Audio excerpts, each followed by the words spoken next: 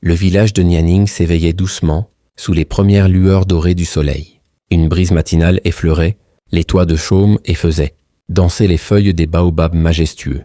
Parmi les habitants qui vaquaient à leurs occupations, une jeune fille de 19 ans, Nafissatou, arpentait les ruelles de terre battue avec une démarche gracieuse et assurée. Nafissatou était la fierté du village. Sa beauté était envoûtante, une peau ébène, illuminée par des yeux d'un noir profond, des lèvres pulpeuses et une silhouette sculptée par les caprices du destin. Pourtant, derrière ce visage angélique se cachait une tristesse invisible à l'œil nu. La pauvreté de sa famille était une cicatrice qui la hantait jour et nuit. Elle rêvait d'une vie meilleure, loin des champs arides et des maisons délabrées. C'est alors qu'un murmure s'insinua dans le village, tel un vent portant un funeste présage. Baba Ndiaye, un homme d'affaires influent et fortuné de 90 ans, cherchait une épouse. Sa richesse était légendaire, son pouvoir incommensurable, mais une aura mystérieuse l'enveloppait. On le disait sage, généreux, mais certains murmuraient à voix basse des histoires sombres, effrayantes, qu'on évitait de raconter la nuit. Un jour, alors que Nafissatou rentrait du marché, une voiture luxueuse s'arrêta près d'elle. 2 hommes en sortirent, vêtus de boubous d'une blancheur immaculée. Ils s'approchèrent avec respect. « Mademoiselle Nafissatou, dit l'un d'eux, le grand Babacar souhaite vous rencontrer. » Son cœur bondit dans sa poitrine.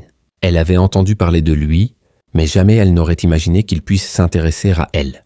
Curieuse et intriguée, elle accepta l'invitation. Chez Babacar, tout n'était que luxe et splendeur. Sa demeure était un palais en plein cœur du village, un contraste saisissant avec la pauvreté environnante. Des tapis persans recouvraient le sol, des lustres en cristal illuminaient les pièces, et un silence pesant régnait, interrompu seulement par le tic-tac d'une horloge ancienne. Assis sur un trône de bois sculpté, Babacar l'observait. Son regard était perçant, insondable. Il lui sourit, un sourire qui aurait pu être rassurant, mais qui portait une étrange froideur. « Nafissatou, dit-il d'une voix grave, je suis un homme seul. J'ai tout ce dont un homme peut rêver, sauf une compagne pour partager mes jours et mes nuits. J'aimerais que tu deviennes mon épouse. » Le silence s'installa. Nafissatou sentit son souffle se couper. Une union avec un homme si puissant signifiait la fin de ses souffrances, une vie de richesse et de sérénité. Mais une partie d'elle frissonnait d'inquiétude. « Prenez le temps d'y réfléchir, murmura-t-il. Mais sachez que ce que je donne, je ne le reprends pas. » Les jours passèrent. Sa mère la supplia de refuser. « Cet homme est dangereux, ma fille. Il a enterré 3 épouses avant toi. » Mais Nafissatou était déjà enivrée par l'idée d'une vie luxueuse. Elle accepta la demande. Le mariage fut grandiose, un événement inoubliable. Mais dès la première nuit, Nafissatou sentit que quelque chose était anormal. Babacar était prévenant, mais trop distant. Il lui interdisait certains endroits de la maison. Un soir, alors qu'elle se promenait dans le grand couloir, une porte entrebâillée attira son attention. Poussée par la curiosité, elle entra. Elle découvrit une pièce obscure, ornée de symboles mystiques. Des bougies noires brûlaient sur un autel de pierre.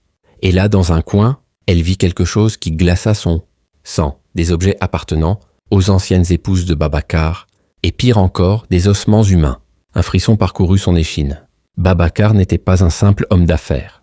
Il était bien plus sombre, bien plus dangereux qu'elle ne l'avait imaginé. À suivre dans l'épisode 2, le visage caché de Babacar. Que va découvrir Nafissatou? Réussira-t-elle à s'échapper? Ou sera-t-elle la prochaine victime de son époux?